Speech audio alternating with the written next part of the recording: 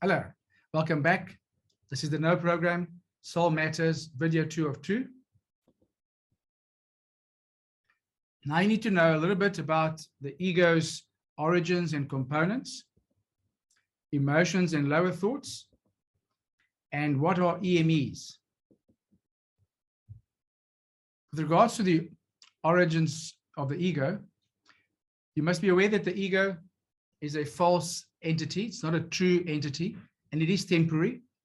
It identifies falsely as a self, as it forms during the growth of temporary entities experiencing in lower levels.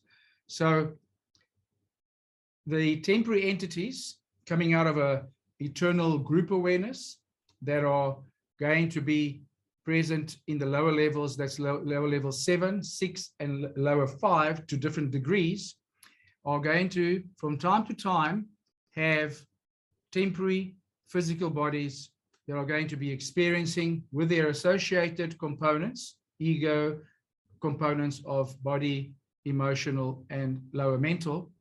These are comprised in this false ego entity, and it is always temporary. They are made up of components that allow for this false self-identification, as I said, including a physical body, memories relating to past experiences. They can rationalize in linear thought, and they can also have emotions that interact with the thoughts and with the physical body.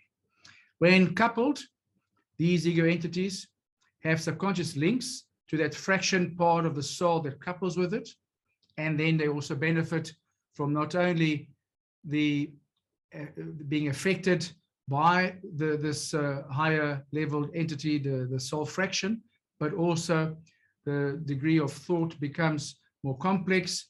There's abstract thought, there's concepts and more sophisticated thoughts and sophisticated thinking that now are linked to the more basic linear thought of the basic ego. The ego is derived from lower organizing energy, or the animalistic energy.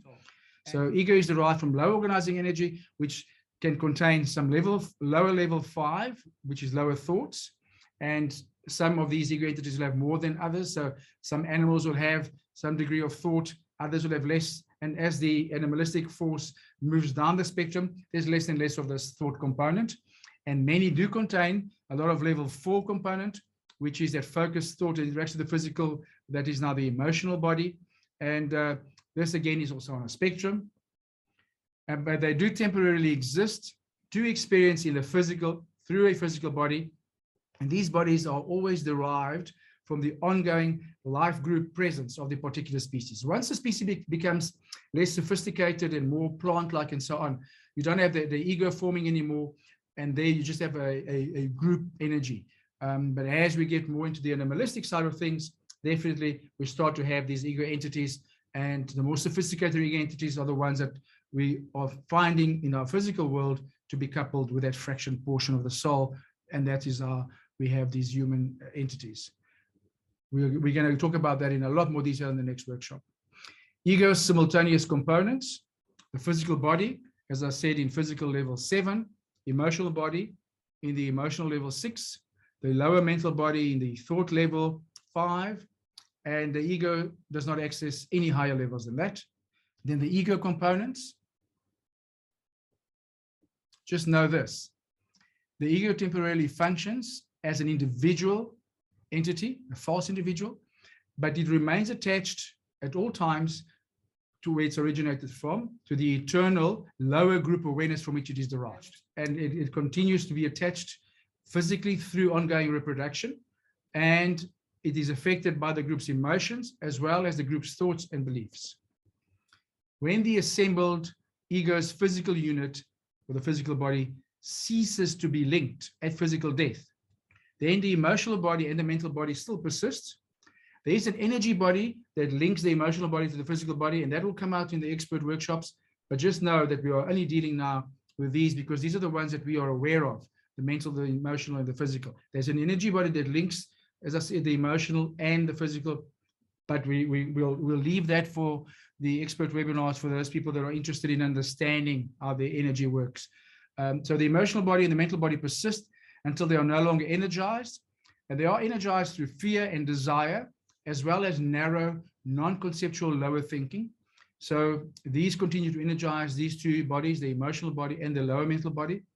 And once that stops through the lack of fear and desire that is now energizing, and the non-conceptual linear thinking, when that stops, at that point, these two bodies also cease to be linked. And then you get emotional and lower mental body deaths. And these can happen sequentially. Normally the emotional body dies first, and then you still have the lower mental. But in some cases, in the more advanced fractioned portions where there's been a lot of growth and there's been a lot of maturity, then it can happen after the physical body's death that the emotional and the lower mental bodies are shared very quickly. And they can even be shared simultaneously. Then the emotional body and the emotions, be aware that the emotional body interacts in both directions. And we've mentioned this before, with the temporary physical body being affected by emotions and the physical body and the experiences that the physical body is having causing emotions. So it works in both directions. Emotions are strong and focused thoughts felt as emotions. All pleasurable and all painful emotions are ego-based. We need to distinguish pleasurable emotions from those higher virtues that we are looking to experience when we are looking to feel blissfully happy and living purposefully. Those are not emotions, those are states of being which are actually the natural states of being of our higher selves, our true fraction portions that are coming through from our soul.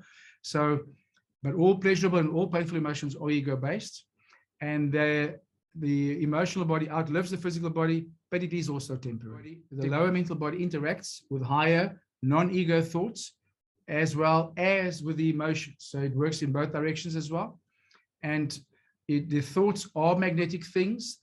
Things are capitalized because they are formed emotions, or also they're focused thoughts, very strong thoughts, but they are things, and they affect the base matrix, and the thoughts that are going to be experienced as things at the mental level attract similar types of thoughts. They're magnetic, and they are attracting thoughts not only from our memories, but from other thought forms and thoughts that are in the vicinity, and they will be continually attracted. And this creates a whole entire pattern that creates our life circumstances if we are subconsciously allowing this to happen. Like the emotional body, the mental body can be brought under automatic control. This is what emotional control and mental control in the next workshop is all about.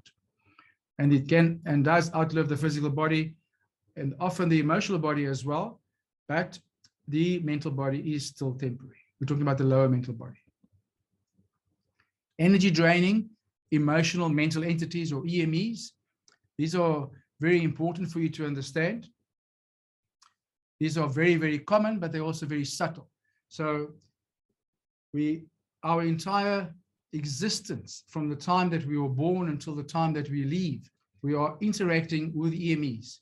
And these EMEs are thought and emotional forms that are made, and they're continuously being charged by energy, organizing energy that is being, you can say, sucked or drained or donated, however you want to call it, by the various entities that are subconsciously linked to these EMEs via thought and emotion. Just about everything that the ego interacts with, that it feels passionate about, and that it feels duty to, and that it feels fear of, and that it feels responsibility towards, are EMEs. These EMEs are extensive. These EMEs are real thought forms, emotionalized thought forms that are centuries or millennia old in some cases, sometimes only a few years old. They can be global, they can be community or society or national, and they can just be familial, and they can be just personal. But these EMEs are going to be existing at those levels that we are all interacting with and dealing with, but not aware of, the emotional and the mental, and they are draining our energy, our organizing energy all the time. So it can be through having a compulsive behavior towards a specific pattern of activity that we do naturally. Or it might be passion towards a particular sports team, where if the sports team wins, there's these highs of emotion, and when the sports team loses, there's disappointment or anger. And it goes way beyond sports. It goes on, it basically is how we are all existing and how we are all hooked. And the ego is involved in all these EME interactions on a daily basis.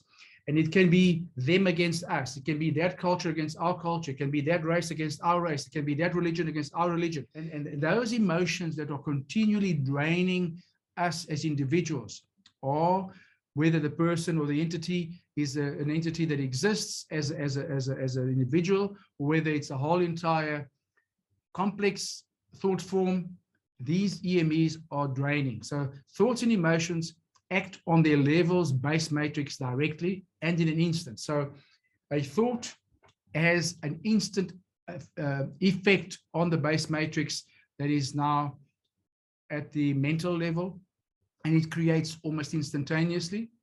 And then you have a little bit slower, but also almost immediately affected by emotion, which is a very strong and focused thought at emotional level, the base matrix there being affected by emotion. So you get real emotion and thought-based forms present in both emotional level 6 and in the lower level 5s, very, very real within these levels are these EMEs. They can be different shapes, they can have different forms, they can be huge. These thought and emotions are present in almost infinite forms around us, and they continuously drain our energy. And that is how the ego functions. It interacts all the time through its corresponding presence in the emotional and the mental. So that's fine, except that it's now giving away its energy all the time subconsciously. Once you have a coupled, the coupling has taken place, it's now for us as a coupled entity to take responsibility for emotional control and mental control, just like we took responsibility for our physical control. When we were growing up as children, we stopped wearing nappies and we started becoming potty trained, and then we became able to walk, and then we became able to run and jump, and we took control of our physical body from a place where it was completely out of control. The same happens with the emotional body and with the mental as far as control is concerned, where by controlling the emotional body and controlling the mental, the lower mental body, we achieve what we are supposed to with regards to utilizing the energy in a constructive manner. We are going to be still able to enjoy focused emotion and focused thought, and we're still going to be enjoying the coupling experiences that can only be happening by being coupled with this very intense ego, but by being able to focus in a conscious manner, we are able to now, for the first time, with emotional control and mental control, start to have a very different way of utilizing the creative energy that we all freely take, but we are using in a very wasteful manner on a daily basis. And we remain in these emotions that don't feel aligned with our purpose and don't feel in line with what we are actually meant to be doing as far as our higher self is concerned. And we are going to look at the energy directions and what makes us feel good versus what doesn't make us feel good will become obvious as we look at that in the next workshop. But just be aware that these EMEs are real and they are being continually energized by other similar thoughts and emotions, which they are going to be attracting by their magnetic nature. They attract entities that are thinking the same way, the same emotions and thoughts. It basically creates a whole entire emotional hysteria, if you like. And over time, these can become very large and strongly entangled with thousands and even millions of ego entities simultaneously hooked. Your ego remains automatically hooked onto these forms, these EMEs, due to the ego's simultaneous existence in level 6 and lower level 5, and then continually engages with and donates most of your creative organizing energy daily to your attached EMEs. So, understanding the difference between the many, almost infinite subconsciously energy draining EMEs in our lives, some have come and gone, others are still coming, versus your life goals EME, your goal EME or your gene. Now, your gene is very different from an EME because you are aligned with its purpose. It's still happening with thought and emotion. You're still going to feel excitement. You're still going to have that linear thought interacting with that EME, but it's now where you are meant to be, if you want to call it that, where your life purpose is aligned with, and you're going to feel very different when you align yourself with a gene on a regular basis, on a daily basis, versus all the EMEs. And the EMEs can range from work that you're unhappy with, relationships that you're unhappy with, as I said, cultural things, religious things, and so on. But the list is endless. And when we get to the action part of this workshop, I'll go into a little bit more detail about the types of EMEs. But just know your gene is very different from an EME. Your gene does not drain your creative energy. You happily give it all of your creative energy. And yet, when this happens, you do not get depleted, but instead more creative energy just flows through you, because this creative energy is actually endless. And when you open the energy channels, and we'll talk about energy centers in the expert webinars, when you open those energy channels in the correct manner and they flow, then you have a continuous inflow of this infinite energy. So you have more creative energy that just flows through you without resistance, and it feels perfectly natural and effortless. And you then know this is what you are meant to be pursuing, meant to be doing this. You're living blissfully and purposefully, not in an emotional excess, but in a natural state. Not an emotion, but a natural way of the soul. So this is the soul matters know. The soul is an individual point of awareness with certain specific characteristics.